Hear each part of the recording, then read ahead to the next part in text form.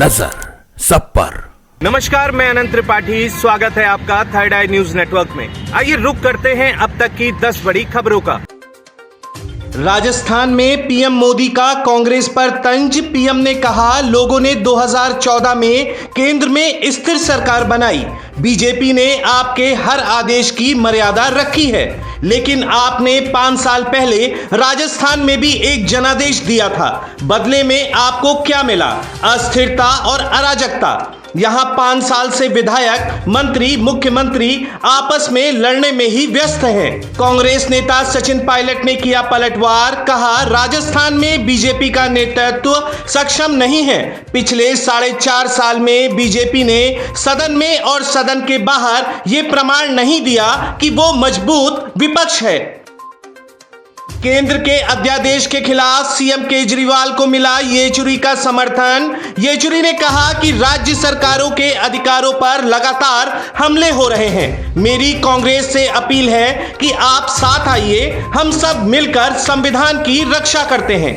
दिल्ली के मुख्यमंत्री अरविंद केजरीवाल ने कांग्रेस पार्टी पर किया जोरदार हमला। उन्होंने केंद्र के अध्यादेश के खिलाफ विपक्षी दल की एकता पर कहा, मैंने खबरों में पढ़ा कि कांग्रेस कह रही है कि हम केजरीवाल को सपोर्ट नहीं करेंगे। केजरीवाल ऐसा है, केजरीवाल वैसा है। ये मुद्दा केजरीवाल का नहीं है, मैं इंपॉर्टेंट नहीं हूं। ये मुद्दा देश की जनतंत्र का है। वहीं पंजाब सरकार की कैबिनेट का हुआ विस्तार। अब 2 नए विधायक भी बने मंत्री। सीएम मान के सरकारी आवास पर रात्रि भोज का आयोजन। दिल्ली के मुख्यमंत्री अरविंद केजरीवाल भी मौजूद रहेंगे।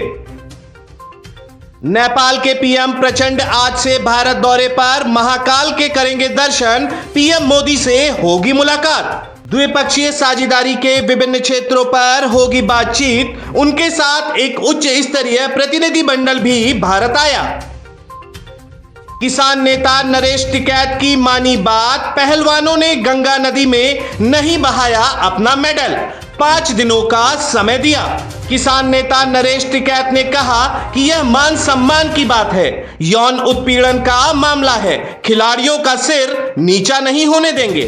गंगा में मेडल प्रवाहित करने का श्री गंगा सभा ने भी किया विरोध। सभा के अध्यक्ष नितिन गौतम ने कहा कि गंगा का क्षेत्र है, राजनीति का अखाड़ा न बनाएं। मेडल खेल की अस्थियां नहीं हैं, खेल अजर अमर है। पूजा करें, स्वागत है, भगवान उन्हें सद्बुद्धि दे। वहीं यूनाइटेड वर्ल्ड रेसलिंग संगठन की धमकी। WFI को कर देंगे सस्पेंड। कहा, पहलवानों पर एक्शन चिंताजनक।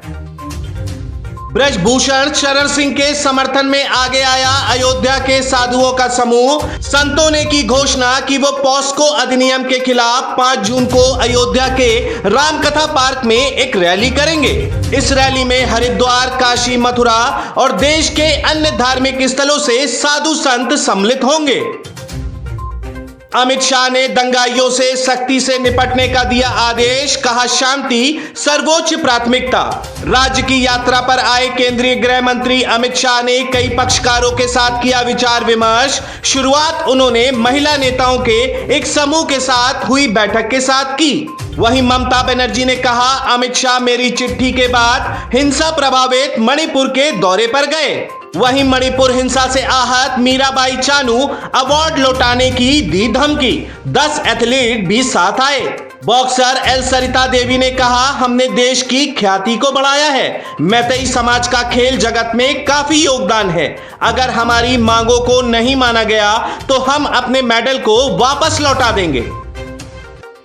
केसीआर की भारत राष्ट्र समिति का मिशन 2024। पार्टी दूसरे राज्यों में पहुंचने की कर रही कोशिश। पार्टी ने दिल्ली में भी एक कार्यालय किया स्थापित। बहुजन समाज पार्टी, समाजवादी पार्टी के पूर्व विधायक BRS में हो चुके हैं शामिल। अब पूर्व बीजेपी सांसद बुद्धसेन पटेल ने ज्वाइन की BRS पार्टी। राष्ट्रीय अध्यक्ष केसीआर ने खुद किया पार्टी में उनका स्वागत। बोले, सभी वर्गों के लोगों से मिल रहा है समर्थन। राजस्थान हाई कोर्ट ने कोटा और सीकर सहित प्रदेश के अन्य जिलों के कोचिंग संस्थानों से पूछा है कि इस मामले का परीक्षण करें और सुझाव सहित बताएं कि कोचिंग स्टूडेंट्स के सुसाइड रोकने के लिए कैसे प्रभावी मनोवैज्ञानिक परामर्श तंत्र स्थापित किया जाए। अदालत ने यह आदेश कोटा के कोचिंग संस्थानों के स्टूडेंट की ओर से आए दिन सुसाइड करने की घटनाओं पर लिए गए स्वप्रेरित प्रसंज्ञान मामले में सुनवाई करते हुए दिया है। अदालत ने कहा कि इसे मेंटल हेल्थ फाउंडेशन जैसे निकाय की सेवाएं लेकर और भी ज्यादा प्रभावी बनाया जा सकता है। वहीं सीएम अशोक गहलोत का चुनावी साल में एक और तोहफा, नाथद्वारा में बनेगा स्टेडियम व कुश्ती अकादमी, खर्च होंगे 36 crore. Rowing foundation of India की अध्यक्ष एवं भारतीय ओलंपिक संघ की उपाध्यक्ष राजलक्ष्मी सिंह देव ने कहा, उत्तर भारत में रोइंग का कोचिंग सेंटर बन सकता है रामगढ़ताल। अभी देश में पुणे, हैदराबाद और भोपाल में ही रोइंग कोचिंग सेंटर हैं। उन्होंने कहा कि मुख्यमंत्री योगी आदित्यनाथ ने रामगढ़ताल को जिस तरीके से संवारा है, भव्य वाटर स्पोर्ट्स कॉम्प्लेक्स बनवाया है, यह उत्तर प्रदेश ही नहीं, यहां नेशनल इंटरनेशनल प्रतियोगिता हो सकती है। ओटीटी के बाद अब सिनेमाघरों में भी रिलीज होगी बंदा, मनोज बाजपेयी ने दिए संकेत। जरा हटके जरा बचके की सफलता के लिए सारा अली खान और विक्की कौशल पहुंचे भोलेनाथ की शरण में। उज्जैन महाकालेश्वर मंदिर में की महाकाल की भस्म आरती।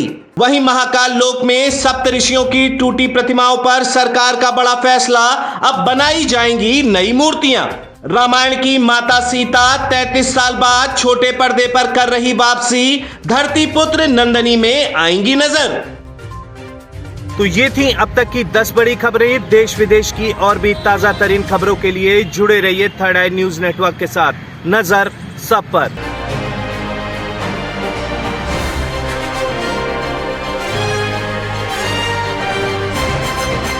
नजर सब पर।